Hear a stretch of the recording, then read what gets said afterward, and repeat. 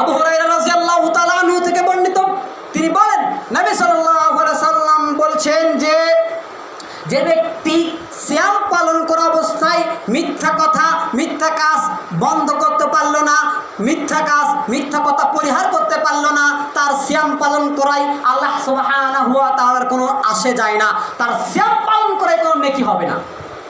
এই দ্বারা বোঝা গেল সিয়াম পালন করার অর্থ হলো, সিয়াম শব্দের অর্থ হলো বিরত থাকা।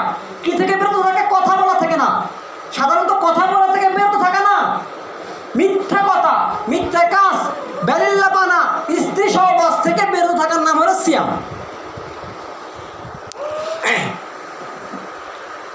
তো নবী সাল্লাল্লাহু আলাইহি ওয়াসাল্লাম বলছেন যে ব্যক্তি সিয়াম অবস্থায় মিথ্যা কাজ মিথ্যা কথাকে পরিহার করতে পারলো না, ওই ব্যক্তি সিয়াম পালন করে কোনো নেকি হবে না, মানে আল্লাহর কোনো আসে যায় না।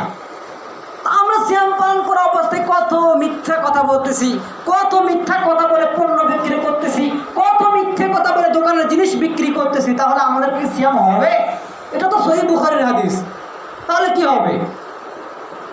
তার মানে বলা যাচ্ছে কি সিয়াম পালন করা অবস্থায় কোনো মিথ্যা কথা বলা যাবে না।